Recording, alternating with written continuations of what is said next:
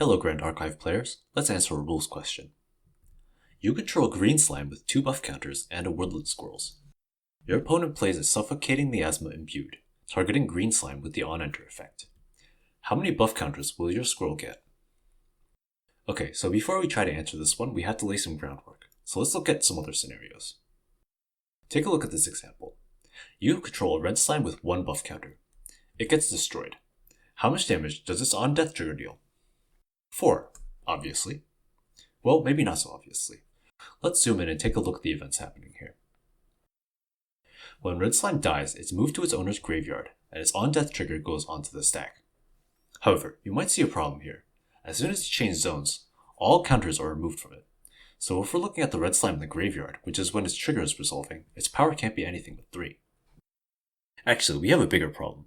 Abilities of objects trigger from the field, and red slime isn't on the field at all at this point. In fact, the game rules have special handling instructions for triggers involving certain zone changes in order to make them work properly at all. This includes leaves the field triggers such as on death, on banish, and on leave.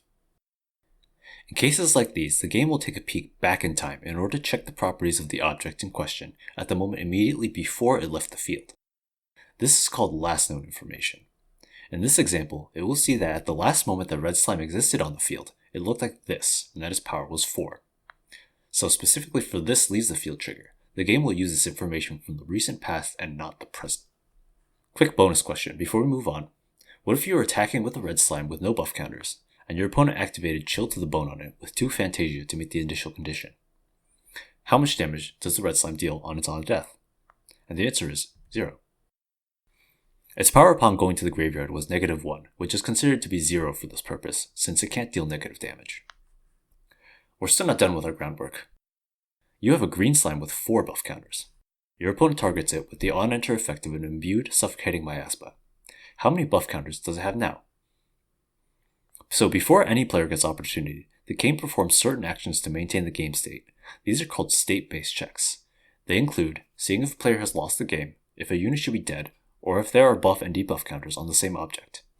These checks are performed all at the same time.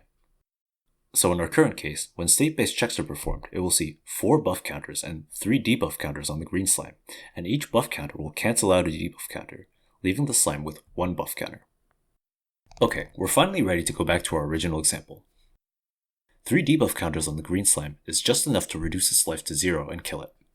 How many buff counters will the squirrel get from green slimes on leave?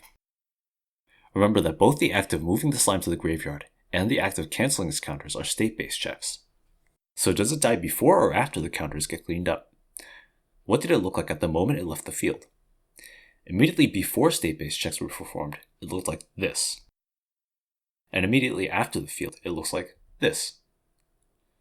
So our answer is, as it last existed on the field, it had 2 buff counters, so when its on-leave trigger resolves, it would put 2 buff counters on your squirrel. And that's all for this video. Thanks for watching.